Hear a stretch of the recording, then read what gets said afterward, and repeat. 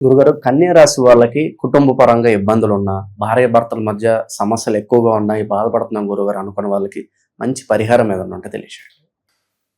వైవాహిక జీవితంలో భార్యాభర్తలది విడదీయలేనటువంటి సంబంధం అన్నమాట. అంటే మూడో వ్యక్తి ప్రవేశించకూడనటువంటి ఒక సిస్టమ్ అది.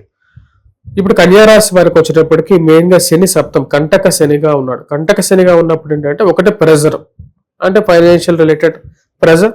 అదేవిధంగా వైవాహిక జీవితంలో కూడా భార్యాభర్తల అనుబంధం విషయంలో కొన్ని ప్రెజర్స్ అనేవి ఉన్నాయన్నమాట.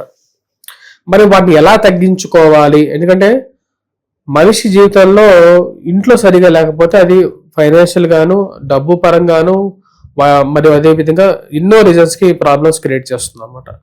మరి ఎలా తగ్గించుకోవాలి అంటే మెయిన్గా వచ్చినప్పటికి మీరు చేయాల్సిన కొన్ని చిన్న పరిహారాలు అనేవి ఉన్నాయన్నమాట. మెయిన్గా మీరు చేయాల్సినటువంటి పరిహారాల్లో వచ్చేటప్పటికి వీరు వెంకటేశ్వర స్వామి దేవాలయ దర్శనం చేసుకోవటం, అదేవిధంగా వచ్చే గంధాన్ని ప్రతిరోజు ధరించాలి. గంధాన్ని అంటే వెంకటేశ్వర స్వామి దేవాలయ దర్శనం చేసుకున్నట్టయితే సరిపోదు. వీరు వచ్చినప్పటికీ మెయిన్గా గంధాన్ని ఇప్పుడు పెట్టుకోవాలి. గంధం పెట్టుకోవటం వల్ల ఏమవుతుందంటే మనస్సు ముందు శాంతపడుతుంది అన్నమాట.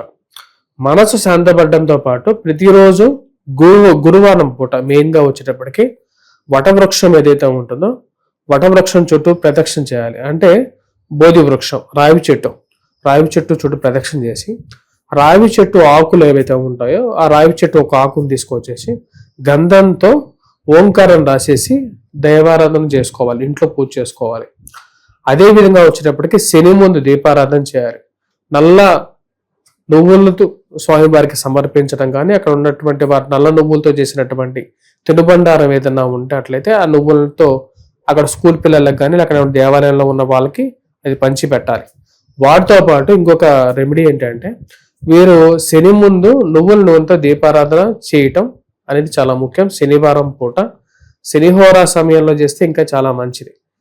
ఇటువంటి పరిహారం చేస్తే మంచిది. అదేవిధంగా దేవాలయం దగ్గర ఉన్నటువంటి యాచకులు ఎవరైతే ఉంటారో, అంటే అడుగు తినటువంటి వర్గాలు ఎవరైతే ఉంటారో వారికి ఏదైనా సరే భోజన పదార్థం మీ చేతితో చేసి పెట్టింది, ఆ పదార్థంలో కొంచెం నువ్వులు వేయండి. ఆ మీరు పంచిపెట్టేటువంటి పదార్థం ఏదైతే ఉందో ఆ రోజు ఎవరికైనా, యాచకులు కాకపోతే ఎవరికైనా సరే కూడా వాటితో నువ్వులతో కలపండి. నువ్వులతో కలిపి ఆ రోజు మీరే ప్రసాదం చేయండి. ప్రసాదం చేసి ఆ రోజు అక్కడ అందరికి పంచిపెట్టండి. మీకు వైవాహిక జీవితం అనేది ఫలప్రదంగా ఉంటుంది.